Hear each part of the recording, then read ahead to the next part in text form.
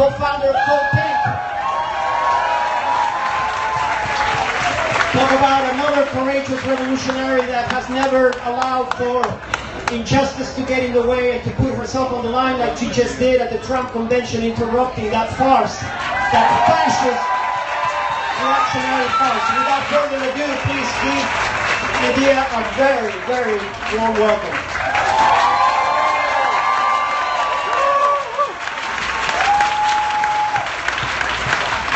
So good to be here, and so good to see that the silver lining in this whole farce has been to unveil how corrupt the whole political system is. What a lot of us have known for a long time, a lot of people are just seeing now. How many of you, do we have any Bernie delegates here? Thank you very much.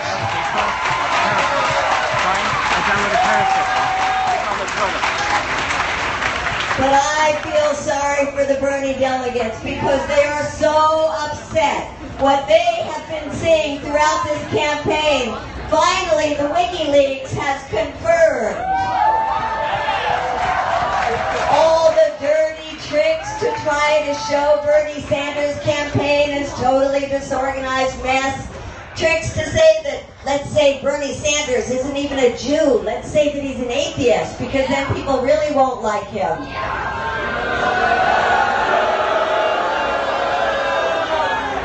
You know what Bernie Sanders has done? He's shown not only how corrupt this system is, but he's given the word socialism a positive connotation.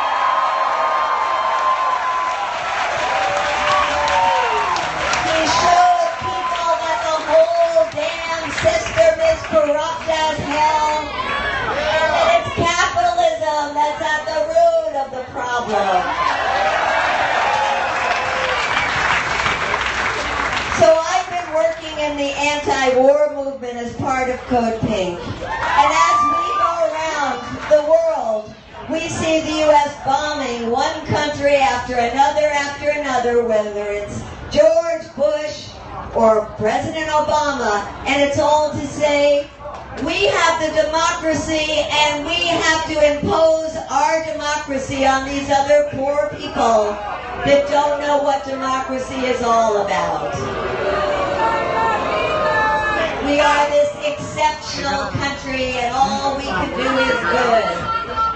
And now people can see in this country what they've seen around the world, that we are exceptional. We are exceptionally corrupt.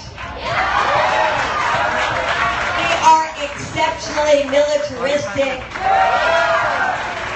We are exceptionally trying to impose our unsustainable system on the rest of the world, and the rest of the world is saying no.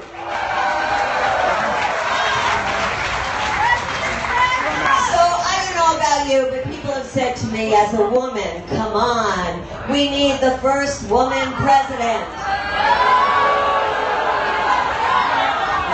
I say, yes we do, and that is Jill Stein.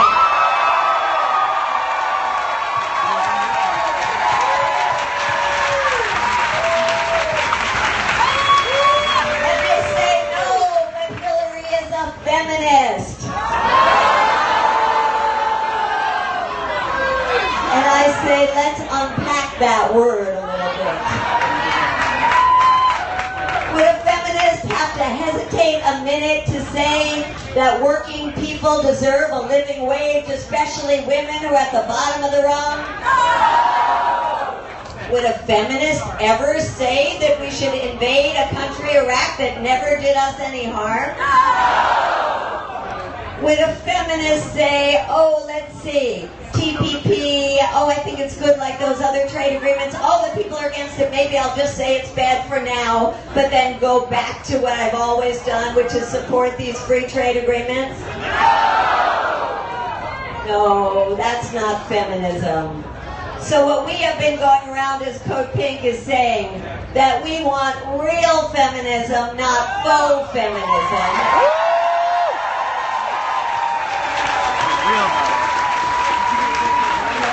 Oh, let me ask you one other question. Would a feminist take $25 million from the one country that so represses its women that it doesn't even allow them to drive? What country is that? Would a feminist say, in my first month of office, I'm going to invite the president of a small country that has been so victimized by the Arab countries all around it, and I will bring Netanyahu into the White House? Is that a feminist? Would a feminist care about the rights of the Palestinian people? So when anybody asks you, are you scared of Donald Trump? I don't know what you want to say. I am actually scared of Donald Trump. But you know what? I'm scared of Hillary Clinton too.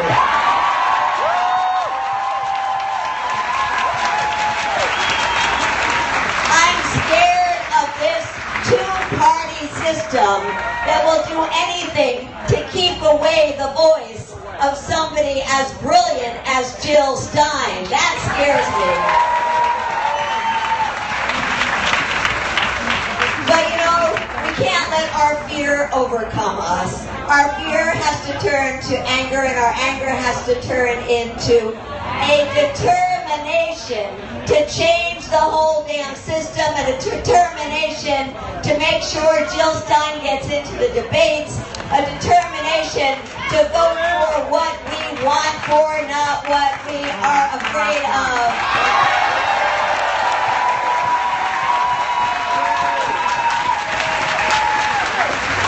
So finally, I want you to chant with me that we want something that Jill represents, which is feminism, not militarism. Feminism, not militarism.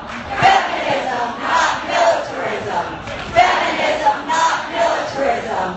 Go Jill Stein, grow Green Party. Let's make this an election they will never forget.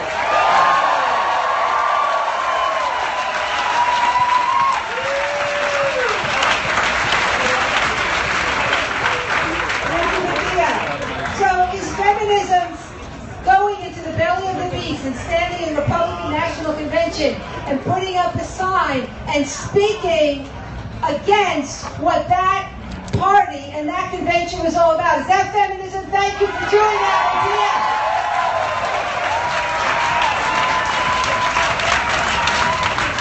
Our next speaker, co-founder of Good to Men, a mover and shaker, not just in the Green Party, but outside in many other movements. The Green Party's presidential candidate in 2004, and someone I've been privileged to work with in several different movements, David Cobb. All right. Thank you.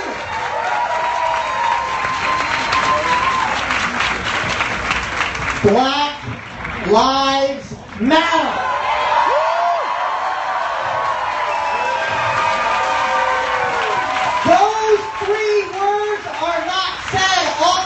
By white people. Amen. So I am going to ask white people and white people only. We're going to do it 3 times together. Black Lives Matter. Black Lives Matter. Black Lives Matter. Do you people want to join in? Because we got to be welcome you. Because we got to do our part, people.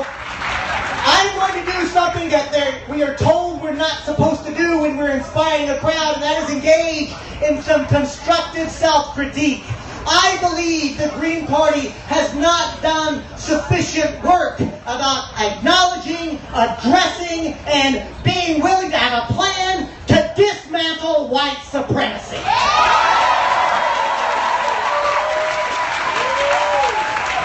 This Green makes that commitment, not because I expect any person of color to lift me up for it.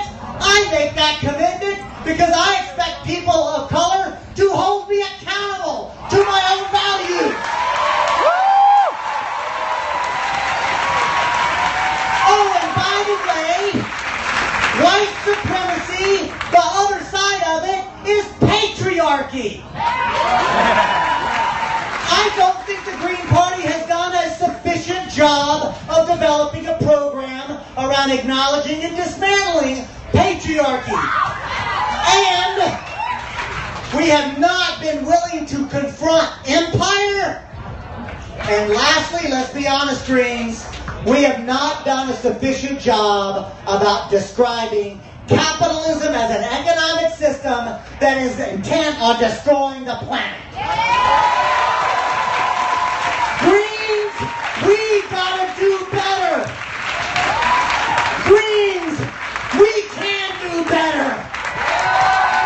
Greens, we will do better. The last thing I want to put out into the world, I am so proud of Jill Stein's program, her platform. It's brilliant. It is actually what we need, not just what we want, it's actually what we need. But as a constitutional lawyer, as an organizer, as an unabashed revolutionary myself, a nonviolent revolutionary, but a revolutionary, because I think we have to restructure society, I want to put out there that we as Greens need to begin the process of examining the legal system itself. Our current legal system protects property rights, not human rights. Woo! Our legal system cannot even comprehend the indigenous knowledge of interconnectedness and the notion that Mother Earth herself has inherent inalienable right to exist. What if the Green Party were willing to have humility individually and organizationally and go to our sisters and brothers in the global south and ask, how is it that you have been able to build social movements that engage in electoral politics and don't see any difference between the two? What if Greens were willing to engage with humility with people who have been on the front line of exploitation and oppression and say, what can we learn from you? I want to help you, Mike Crenshaw, but you gotta help me too. You got my back. I hope that man plays you some tunes because he will block your fucking socks off. I'm going to conclude with this. Move to Amend is a multiracial, intergenerational, multi-ethnic coalition of groups and individuals who are engaging that process. Willing to talk about the concept of the law, name white supremacy and patriarchy and capitalism as our organization, and get ready to have your minds blown. We will build a progressive left organization that authentically engages with principled conservatives. What? It can't happen. You know why I know? Because I'm related to them. They're my people. And you know what, Mike Crenshaw? That's my words, not yours. So I take that on. So here's the thing. They're coming to the end of mine. I want you to know, each and every one of you, for real, I'm going to go back out in the crowd. And I want to talk to you. I want to engage you in what movement building looks like, Zapatismo style, Encuentro style. Let's have some encounters together. My colleagues and comrades are in the back in corporate personhood. I want to thank you for your time. I want to thank you for being willing to not just, I hope, hear a speech, but maybe have a little political education off in that mofo. Peace.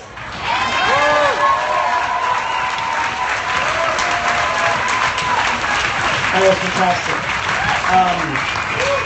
About a comment about what the Green Party can do better, and we got some very, very good things cooking coming up for our convention in August pertaining this very issue of capitalism. So stay put, because the Green Party is about to go through a very, very interesting transformation forward from the bottom and to the left.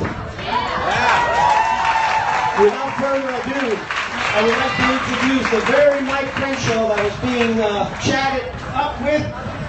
a cultural activist, revolutionary, hip-hop artist, and an all-around warrior for justice and peace and revolution. Thank you. How y'all doing today? It's hot, right?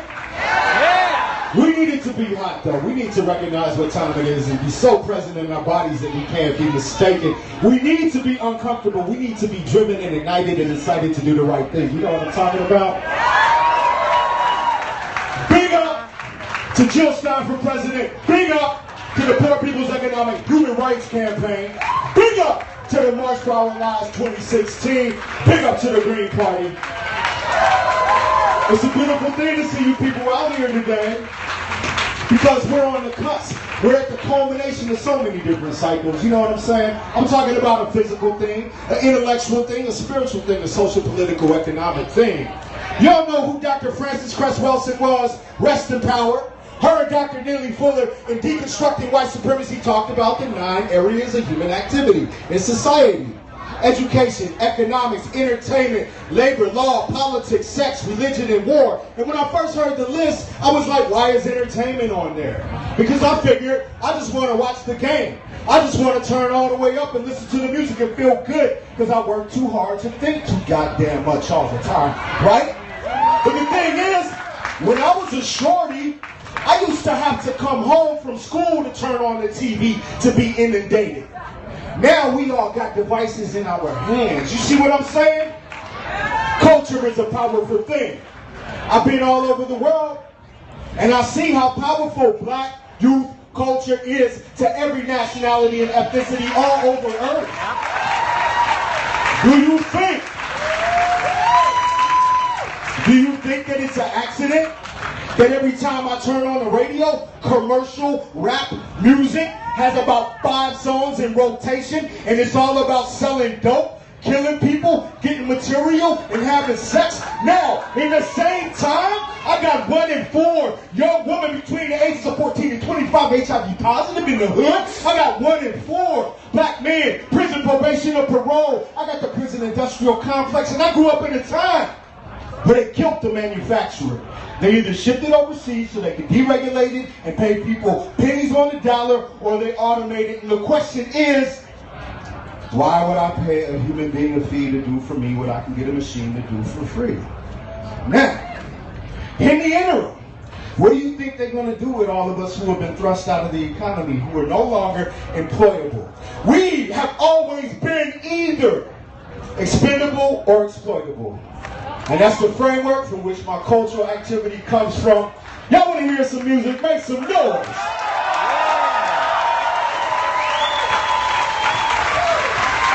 You can hit play on that machine back there. I couldn't bring the band with me, and if the machine don't work, that's fine. Bring it up a little bit in the house. A little bit more.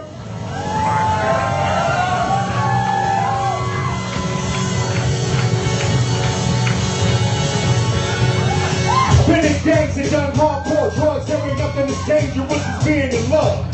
The love for freedom transcends addiction. It completely consumes my whole existence in affliction. Even in the people's who living in the face of death, it has kept me living, and it places me in certain positions where I'm exposed and feel only friction. And my heroes that live through social prisons, while I'm in the streets and trenches need resistance. Despite all fear, I'ma be persistent, because it's clear that what I need to witness is a culmination of our dreams and visions, motivated by the co-creation of something different. What I need to make, and we're not in war, and we're not in debt, or hungry or poor. I want to be a vision and self-sufficient, so all I have the elders with the wealth for wisdom. They say you can't avoid it, try to enjoy it.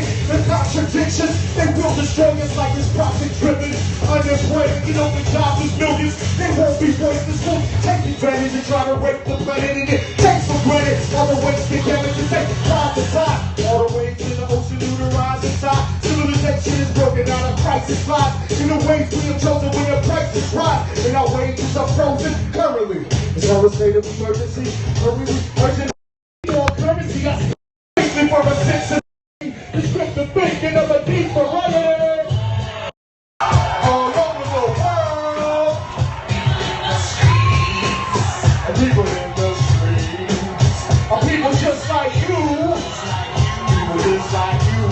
just like who? People just like me. You know what it is?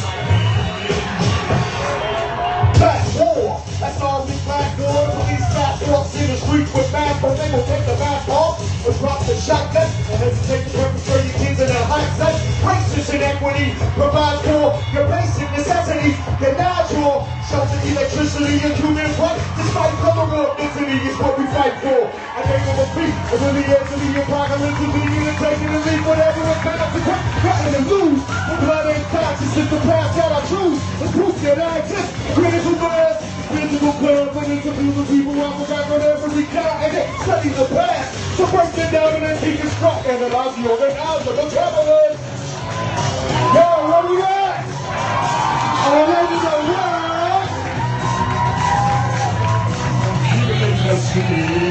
People in the streets. People just like DrJillStein. People just like me. What we want.